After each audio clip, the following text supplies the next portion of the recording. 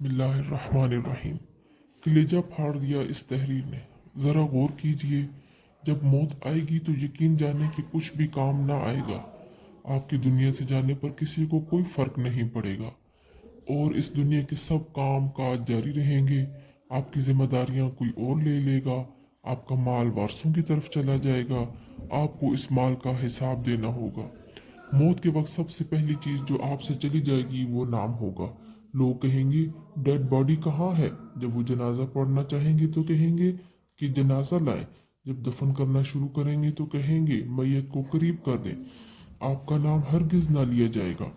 माल, हसब व नसब, मनसब और औलाद के धोखे में ना आए।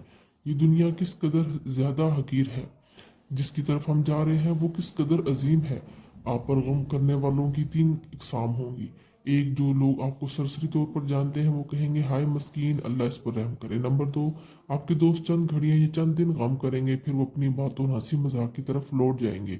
नंबर तीन, आपके घर के अफराद का गम गहरा होगा। वो कुछ हफ्ते, कुछ महीने या एक साल तक गम करेंगे। इसके बाद वो आपको यादाश्तों की टोकरी में डाल देंगे। लोगों के दरमियान आपकी कहानी का इख्तिताम हो जाएगा और आपकी हकीकी कहानी शुरू हो जाएगी, और वो आखिरत है। आपसे ज़ायल हो जाएगा आपका हुस्न, माल, सेहत, औलाद। आपके अपने मकानों और मोहल्लात से दूर हो जाएंगे।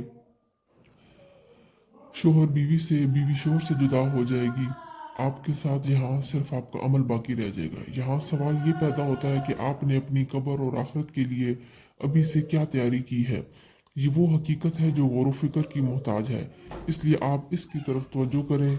नंबर एक, फ़राइज़, नवाफल, पोशीदा सदका, नेक अमाल, तहज्जुद की नमाज और अच्छे अखलाक की तरफ, शायद कि नजात हो जाए। मरने वालों को अगर दुनिया में वापस लौटाया जाए तो वो सदका करने को तरजीह देगा, जैसा कि अल्लाह का फरमान है, रब्बी लौला अखरतनी इला अजलिन करीबिन फसद्दका। ऐ मेरे रब, तूने मुझे करीब मुद्दत तक मोहलत क्यों न दी कि मैं सदका करता।